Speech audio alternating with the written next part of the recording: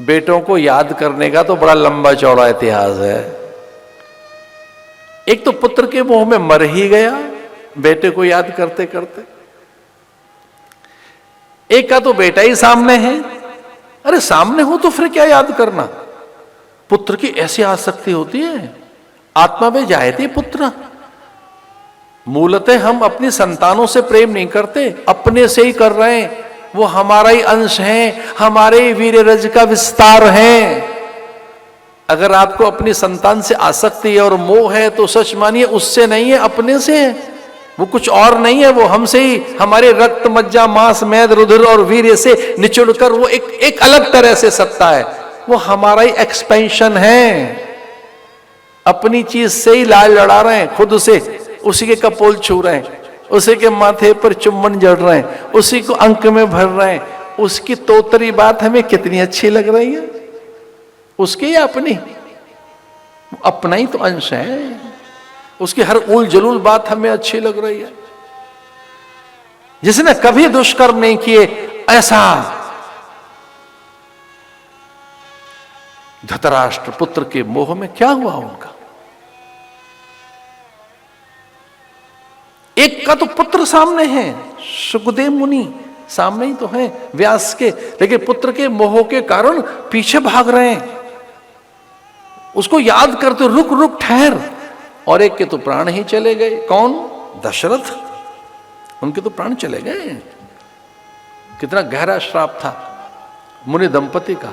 वे अंधे मुनि दंपति श्रवण कुमार के माता पिता, इतना भयानक श्राप दिया उन्होंने कि अंतिम समय में बेटे के वियोग में प्राण जाएंगे।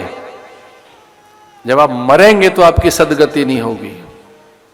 तो कितने ही बड़ा जयी हो, पराक्रमी हो, पुरुषार्थी हो, यज्ञ करने वाला,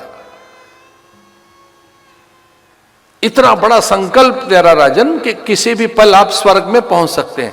न केवल स्वयं, पूरी सेना को लेकर, पूरी प्रजा को लेकर। इतने पुण्य हैं आपके, पूरी अयोध्या वहां बसाई जा सकती है। और इतने पुण्य हैं आपके कि आप सामान्य व्यक्ति को भी इंद्र बनाने का अधिकार रखते हैं।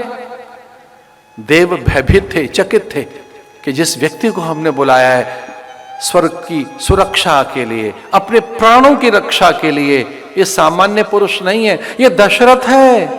और दशरथ किसी सामान्य व्यक्ति के मस्तक पर भी तिलक कर दे और उसे इंद्र बना दे तो हमें मान्य होगा। इतने पुण्यात्मा हैं ये, किसी के भी मस्तक पर हाथ रखकर उसे पुण्यात्मा बना सकते हैं, उसमें इंद्र जैसी योग्यता पैदा कर सकते हैं। ये इतने बड़े हैं। लेकिन जब मुनि दंपति ने श्राप दिया और ये कहा कि जैसे हम अपने पुत्र के वियोग में प्राण त्याग रहे हैं, तो तेरे भी प्राण तेरे पुत्र के वियोग में ही जाएंगे। क्योंकि मरते हुए श्रवण ने यही तो बात कही। दशरथ का तीर वो अपनी वक्षस्थल से निकाल रहे हैं, रक्त का फव्वारा। उन्होंने कहा था मेरे माता पिता प्यासे हैं, अंधे हैं, बूढ़े हैं, प्यास से बहुत व्याकुल हैं। अरे जो भी है, जिसने भी मेरे प्राण लिए हैं, अरे हत्यारे, तेने मेरे अकेले के प्राण नहीं लिए, तेने 3 लोगों के प्राण लिए। मेरे भी तो माता पिता अब प्राण त्याग देंगे, अब वो भी तो जीवित नहीं रहेंगे।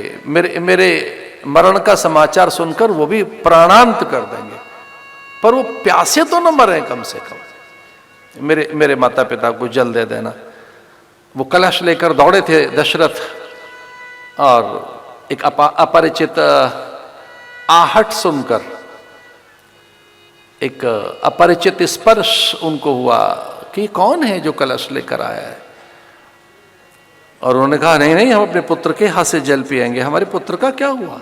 पूरा वृतांत बताया कि मैंने अपनी हठता में, उन्माद में, अज्ञानता में, नियति ने, नियंता ने, प्रकृति ने, परमात्मा की कोई एक अज्ञात व्यवस्था थी, उसके मैं अधीन हो गया।